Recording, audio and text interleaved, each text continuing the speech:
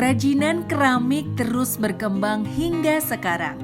Salah satunya di wisata Kampung Keramik Dinoyo yang berada di Kota Malang. Kampung Keramik Dinoyo merupakan salah satu destinasi wisata di Kota Malang yang sebagian masyarakatnya adalah pengrajin keramik. Hasil karyanya pun beragam, mulai dari vas bunga, guci, pot, patung, gelas, dan masih banyak lagi. Untuk soal harga, Sobat Mako nggak usah khawatir, relatif terjangkau kok. Mulai dari 10.000 hingga 15.000 bisa didapatkan di sini, tergantung dari bentuk dan corak warnanya. Nah, bagaimana sih proses step by step pembuatannya? Yuk ikutin terus podcast Mako Suara Cita.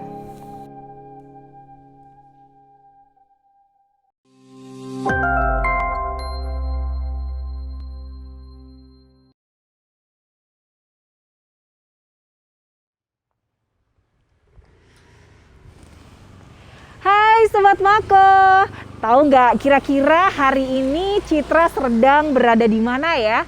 Ya, tepat sekali. Hari ini saya akan ngajak Sobat Mako semua jalan-jalan ke Kampung Wisata Keramik Dinoyo.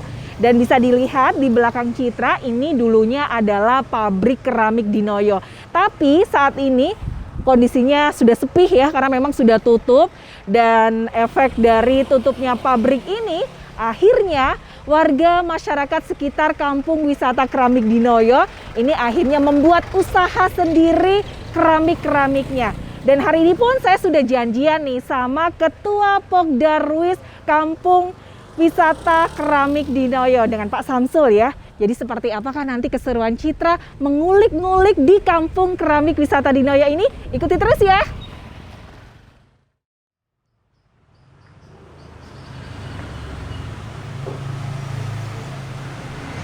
Selamat pagi Pak Samsul. Selamat pagi. Assalamualaikum. Waalaikumsalam.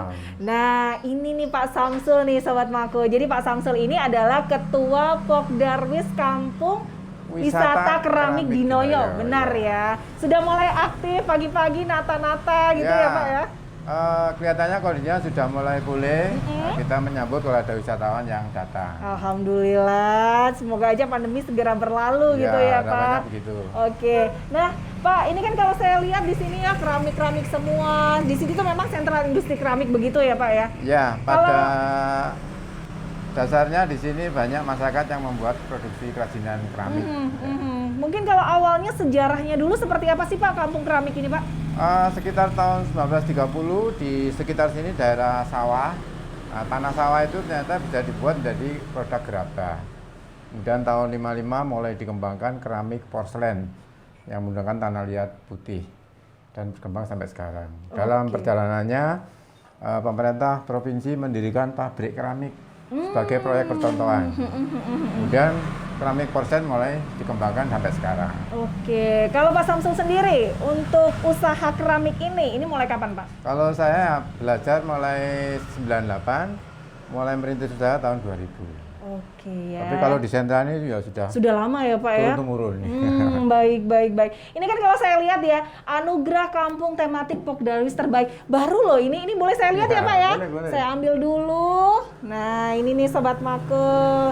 Jadi ini adalah anugerah kampung tematik Pokdarwis terbaik tahun 2021 ya. Ini masih baru berarti ya Pak ya? Ya. Oke, dan saya lihat juga nih ya Pak Samsul kalau di sini ini kan banyak ya.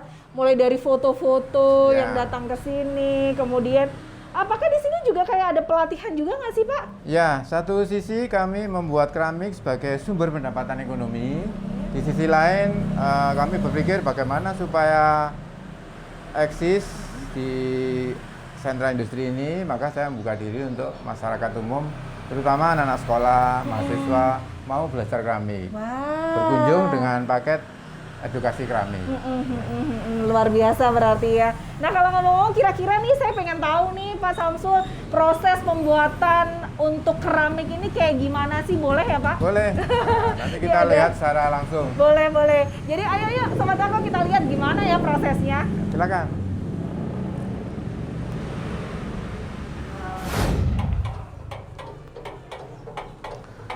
Ini Mbak Citra, salah satu teknik pembentukan Oke. dengan cara diputar atau throwing. Saat ini kami kembangkan untuk paket edukasi. Oh, jadi kalau belajar gitu ya Ya. Pak, baru kalau kayak gini nih bentukannya berarti selera kita gitu. Ya, ini lebih ke sesuai keinginan. Sedangkan kalau produksi lebih banyak dicetak. Oh, kenapa Pak? Karena karakter tanah di ciri khas di keramik Dindaya ini lebih tepat dicetak tuang. Oh gitu. Kalau untuk prosesnya sendiri sebenarnya lebih cepat mana sih kalau misalnya dicetak dengan kita? Lebih cepat dicetak. Iya ya, Mungkin kalau ini kita kan bisa lihat butuh secara waktu langsung. ya Pak Bisa ya. lihat secara langsung. Yuk, masuk yuk. Ini proses apa Pak? Dalam proses produksi membuat kerajinan keramik dimulai dari pengolahan bahan. Pengolahan Ini bahan. proses pengolahan bahan. Oke, terus bahan yang digunakan apa saja? Bahan baku utama ada kaolin, feldspar, kuarsa, bal clay. Oh. Kemudian dikomposisi, ditambah air, lalu ini proses penyaringan Oh, kenapa harus disaring Pak? supaya halus. Nah, jadi Oh, butirannya iya, iya, halus iya, benar, dan benar. kotoran yang ini tertinggal. Saya pikir kalau misalnya mau pembuatan itu kan ada ya kalau zaman dulu kan apa sih sebutnya lempung-lempung gitu ya. Ya. Ini juga dibikin seperti itu nggak sih Pak? Karena ini dibentuk dengan teknik cetak, cetak tuang, maka harus bentuknya cair. Oh, biar lebih gampang Iya. berarti begitu. Setelah disaring halus, Ha-ha. kemudian dibentuk dengan teknik cetak tuang atau slip casting. Ah, itu Boleh gimana lihat itu di belakang? prosesnya? Oh, masih ada lagi. Masih ada Yuk, lagi. kita jalan lagi yuk. Nah, ini proses pembentukan. Jadi setelah bahan disaring halus, ditampung di bak pengaduk itu. Oke. Kemudian sekarang proses pembentukan dengan teknik cetak tuang, kita siapkan cetakannya. Jadi semua bentuk ada cetakan sendiri. Seperti ini cetakannya mangkok. Setelah disiapkan, nah, kemudian bahan yang sudah disaring tadi Oh, dituang, baru dituangkan tuang gitu. ke dalam cetakan. Oh, Dituang. jadi prosesnya langsung berarti ya Pak Samsul? Tidak ada Dituang. menunggu berapa lama dulu, berapa hari, enggak? Langsung? Menunggu kira-kira 10 menit. Oh, Ya. baik. Setelah dituang, karena cetakan ini terbuat dari gip, dia memiliki pori dan bersifat menyerap air. Nah, nanti yang terserap di bagian dinding akan membentuk bodi seperti ini. Oh. Seperti ini. Kalau sudah cukup tebal, kemudian ditumpah kembali. Nah, Itu kan kayak bergoyang-bergoyang Iya. air gitu, tapi nggak apa-apa Pak? nggak apa-apa, ditumpah kembali, kemudian dia meninggalkan rongga seperti ini. Oh, Jadi setelah tebalnya iya, cukup, Iya, iya, iya. kemudian ditumpah, setelah itu dilepas seperti ini. Nah, Oh, jadi. dilepas. Oh, iya, iya, iya, iya. Setelah itu iya, dilepas. Kebetulan ini bentuknya kincir. Oh iya, Ini kincir angin souvenir ya. yang menikah itu orang Indonesia dengan orang Belanda. Oh, jadi dibuatlah seperti ini, luar biasa. Baik. Kemudian ada bagian yang harus dipotong. Dirapikan atau dipotong? Dipotong, ada bagian dipotong sesuai dengan bentuk bendanya.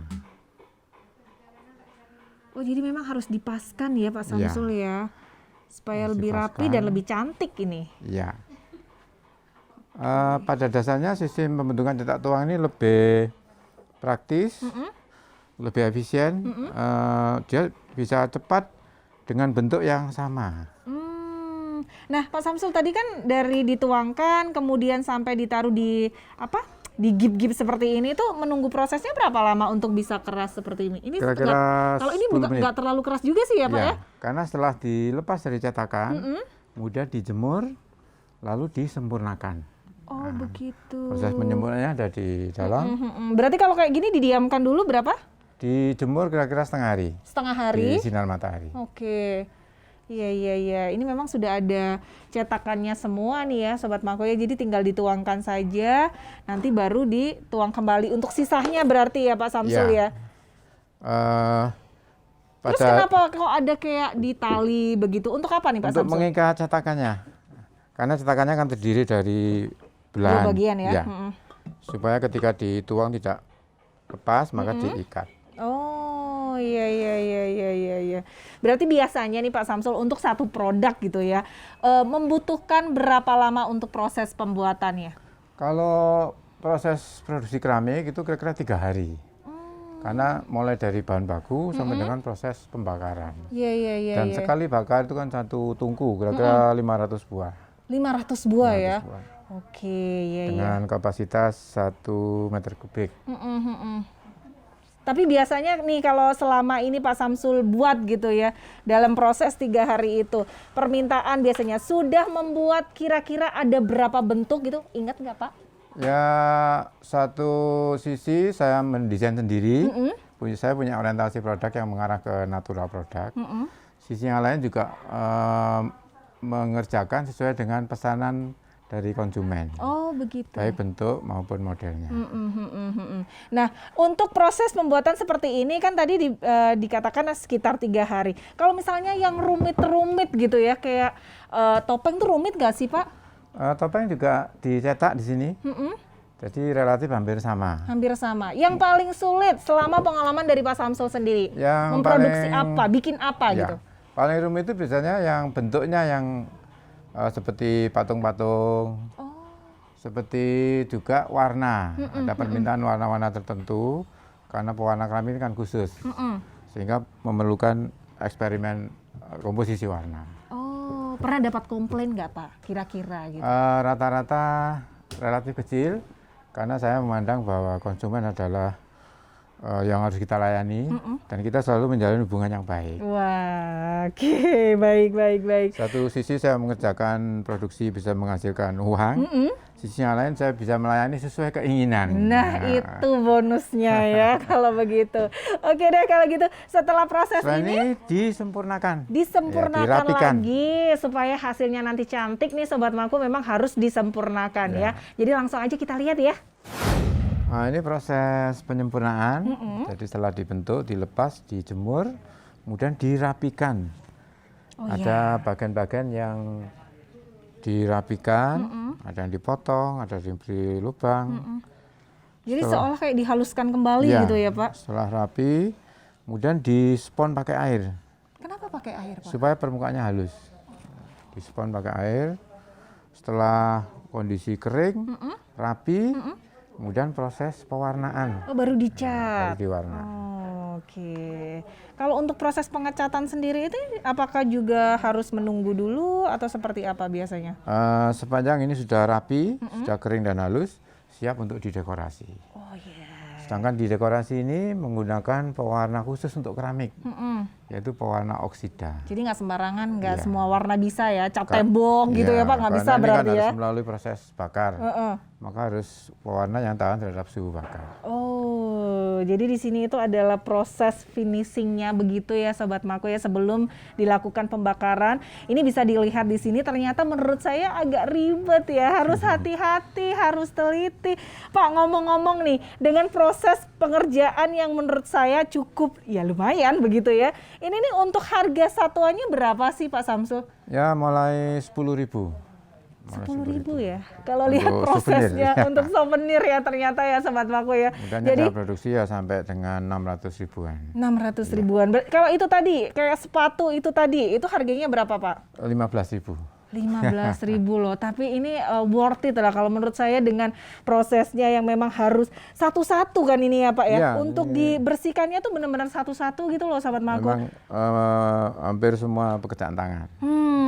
Itu dia. Jadi kalau misalnya sudah harganya 15.000 itu sudah murah banget. Jadi kalau beli tolong jangan ditawar lagi ya. Itu udah murah banget kalau lihat prosesnya seperti ini. Dan kira-kira nih selama ini untuk pengiriman nih yang pesan ini dari mana aja Pak Samsul? Dari Malang sendiri, Surabaya, kemudian kota-kota besar di Indonesia seperti di Bali, di Jogja, di Jakarta, Semarang. Oke, hampir seluruh Indonesia berarti untuk pemesanan sendiri ya. Dan kalau saya lihat di sini juga kan ada bimbingan teknis seperti itu ya. Pak Samsul sendiri juga memberikan ruang gitu ya untuk yang ingin belajar atau seperti apa gitu. Seperti niatan saya semula, satu sisi saya produksi untuk sumber pendapatan ekonomi, sisi lain saya membuka diri untuk masyarakat mau belajar. Harapannya nanti ada salah satu yang tertarik mengembangkan sehingga keramik Dinoyo ini tetap eksis. dan dapat terus diminati oleh konsumen. Biasanya memang menerima kayak untuk anak-anak pelajar juga nggak Ya, sih Pak? ada Sekolah-sekolah begitu? Kalau yang mahasiswa itu biasanya paket edukasi. Melihat proses, kemudian nanti diakhiri membentuk dan mewarna, hasilnya dibawa pulang. Oh. Tapi kalau pelatihan rata-rata 2 sampai 3 hari. Oh iya. Di sini sudah langsung teori dan praktek membuat keramik langsung. Langsung ya. Ini kalau saya lihat kan karyawannya juga lumayan ya. Kira-kira ada berapa nih Pak karyawan di sini? Kalau saya sendiri ada 6 orang, ada 6 orang. Kemudian ditambah saya sendiri. Baik, iya. Kebetulan di Kota Malang ini juga ada SMK Negeri 5 Kota Malang. Di sana ada jurusan Kriya Kreatif Keramik. Oh. Itu anak-anak kalau praktek juga di sini Juga selama di sini juga ya. kelas 2 1 semester. Jadi satu sisi kami juga menjalin kerjasama dengan dunia pendidikan. Oke, kalau gitu ini sudah proses finishingnya sebelum dibakar, berarti kita langsung ke proses pewarnaan terlebih dahulu ya. Untuk warna sendiri itu biasanya memang request dari customer seperti itu atau biasanya lebih sudah ada contohnya gitu Pak untuk penawarannya? Ya, pada dasarnya sudah ada contohnya karena saya punya orientasi bentuknya seperti ini, gambarnya ini. Tapi juga ada yang dari pesanan, menurut keinginan konsumen, mengikuti. Iya. Seperti ini dia lebih berharap untuk kesan biru putih. Biru putih ya, oke. Yang paling sulit biasanya Pak, kalau tadi kan bentuknya macam-macam ya, ada kayak guci, ada topeng, ada seperti itu gitu.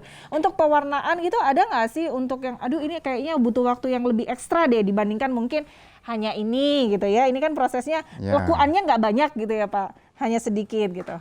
Ya di warna-warna tertentu. Kadang-kadang ada konsumen itu punya keinginan warna-warna tertentu. Misalnya keramik ini kan cenderung mengkilat. Dia minta yang kesannya itu matte doff itu. Kemudian di sini warna cenderung warna dasar, biru, kuning, ada hitam. Ada yang minta warna-warna seperti warna-warna komposisi. Itu perlu dipelajari. Dan harganya pasti berbeda ya Pak? Ya. Itu ya, tapi ya kalau lihat membuatnya ini kan memang, permisi ya Ibu, memang butuh ketelatenan ya. Ini harus orang-orang seni sebenarnya yang memang ada di sini gitu ya Pak ya. Oke, lanjut kita kemana lagi nih Pak Samsul? Setelah diwarna, diglasir, kemudian disusun, lalu proses pembakaran. Pembakaran biasanya Ada butuh di waktu tungku berapa lama? pembakaran. Dibakar selama 10 jam. Hah, 10 jam? Ternyata lama ya Pak? Karena komposisi bahan orientasi porselen ini, dia harus dibakar dengan suhu 1150 derajat Celcius. Oh gitu. Untuk mencapai itu kira-kira 10 jam. Ya udah, ayo kita lihat langsung ya. Nah, ini setelah didekorasi, kemudian diglasir, lalu disusun dalam ruangan tungku. Oh, ini beberapa yang sudah ditata ya Pak? Iya, susun di sini. Nah, seperti ini. Oke. Terus kok beda? Kemudian diproses pembakaran. Oke. Tapi sebelumnya nih Pak, ini kan kalau Citra lihat ya, untuk yang guci-guci itu kan sudah warnanya sudah nyala begitu ya. Ya. Terus ada beberapa yang tidak ada warnanya. Kenapa berbeda seperti itu? Setelah diwarna, kemudian diglasir, warnanya tertutup. Setelah dibakar, melalui proses bakar, kemudian glasirnya itu menjadi transparan. Warnanya kelihatan lagi. Saya pikir kalau sudah seperti itu nanti makin dibakar pecah gitu, enggak ya Pak? Ini sudah selesai dibakar, jadi proses penyusunan. Oh, baik. Jadi nanti ini diglasir tertutup, hasilnya warnanya biru. Dan dilakukan pembakaran selama kurang lebih 10 jam 10 ya? jam. Oke. Dibakar Ini kalau selama 10 jam. dari bahan-bahannya ini kayak styrofoam bukan ya Pak? Bukan ya? Ini seramik fiber. Oh, saya pikir styrofoam, Jadi Sobat harus Mako, terbuat bukan dari ya? bahan tahan api. Oh, kalau styrofoam pasti terbakar ya. Kalau ini tahan api ya? Tahan api. Iya. Jadi Oke. keramik diserat. Dari sini kurang lebih 10 jam untuk proses pembakaran begitu Sobat Mako. Baru nanti kalau sudah diambil untuk proses terakhir, benar nggak Pak? Proses terakhir siap untuk di-display, dipasarkan. Jadi pembakaran merupakan proses terakhir. Oh, baru setelah itu di-display ya. Langsung aja kita lihat ya, sudah ditata cantiknya kayak gimana sih? Penasaran kan? Yuk! Nah, Sobat Mako, setelah kita lewati proses mulai dari pengolahan bahan, kemudian dicetak dan diwarna sampai akhirnya dibakar, inilah hasilnya ya dari sekian proses tadi. Ini adalah tempat display ya Pak ya. Display. Jadi barang-barang tadi atau produk-produknya itu barulah didisplaykan di sini. Ini kan banyak sekali ya Pak Samsul macamnya. Dari sekian banyak ini, kira-kira mana yang paling mudah dulu deh untuk proses pengerjaannya? Yang paling mudah biasanya bentuk-bentuk polos. Oke. Ya, bentuk Maksudnya polos. gelas gitu ya Pak ya? Warnanya polos, kemudian bentuknya sederhana. Oh iya. Nah, relatif lebih mudah. Lebih mudah ya. Terus, yang paling susah? Yang paling sulit mungkin seperti ini. Oh. Karena di sini memerlukan komposisi bahan tertentu. Kemudian nuansanya juga nuansa etnis. Iya. Dan ada perlakuan, ada goret, ada pewarnaan. Kayak gradasi ya warnanya Dan diakhiri Pak ya? dengan aksesoris. Oh, terus seperti ini juga. Saya Ya. mau ambil satu. Nah, ini juga yang paling susah ya? Ya, paling mungkin ini yang paling rumit. Pak, ini kan kalau keramik itu kan kita tahu mengkilap seperti Ya. itu ya. Kalau ini kan Citra lihat kayak doff gitu ya. Ada keinginan konsumen itu yang menginginkan produk-produk nuansa natural, jadi warna tanahnya. Ini kalau kita tutup biru kan hanya biru Ya. polos. Tapi ini ada bagian yang diglasir, menunjukkan bahwa ini dibakar suhu tinggi. Kemudian ada komposisi warna tanah yang diperlihatkan, Kalau diekspos. tadi kalau dibakar suhu tinggi, terus untuk yang warna atasnya berarti Iya. apakah juga ikut dibakar juga? Iya, dibuat? tetap. Jadi ini harus dibuat komposisi tambahan-tambahan bahan tertentu dengan suhu sesuai dengan suhu glasir. Kira-kira 1150. Baru setelah itu diberikan aksesoris seperti rotan-rotan Iya. begini ya. Termasuk coraknya ini saya mengambil bentuk ikan arwana. Ya, Ikan itu yang arwana kan akhirnya. ikan khas dari Kalimantan. Ya, baik. Dari Indonesia. Nah, kalau yang tipe seperti ini tadi kan paling mudah begitu ya. Kira-kira untuk satu picisnya ini harganya berapa kalau gelas? Gelas mulai 15.000. Gelas 15.000. Sekarang kita beralih. Kalau yang susah nih Pak, kayak botol ini tadi atau ini harganya berapa? Nah, ini bisa 150. 150. Oke. Bisa diminati oleh konsumen. 150. Buat souvenir ya. Oke, baik. Biasanya ini yang meminati disesuaikan dengan gaya interior rumahnya. Ya. Tapi kalau untuk bentuk orang-orang, ini susah nggak sih Pak? Ini kan kalau tadi Pak Samsul bilang dari sistem pewarnaan gitu ya, yang polos otomatis lebih murah. Ini kan kalau bentuk orang-orang ini kan warnanya juga banyak gitu. Apakah Ya. ini juga susah? Kalau ini lebih ke dekorasi, membuat dekorasi saja, mewarnai. Tapi kalau ini kan ada komposisi tertentu. Tekniknya ya? Iya. Oh, Kalau iya. salah komposisi, tampilan warnanya juga berbeda. Oh, baik. Nah, kira-kira ini yang pasti Sobat Mako juga penasaran gitu kan ya. Dari sekian banyaknya, kemudian range harganya sudah disebutkan. Omsetnya Pak, kalau per bulan itu bisa nyampe berapa sih? Kisaran saja. Ya sekitar 10 jutaan. Tuh kan, ini lumayan. Kalau selama pandemi seperti ini, apakah berdampak juga Pak Samsul kemarin? Ya, pandemik yang jelas berdampak karena mayoritas konsumen itu dari luar kota. Kemudian sebagian juga pengecer, artinya beli dijual lagi di beberapa tempat wisata. Kita tahu sekarang beberapa tempat wisata kan relatif sepi pengunjung.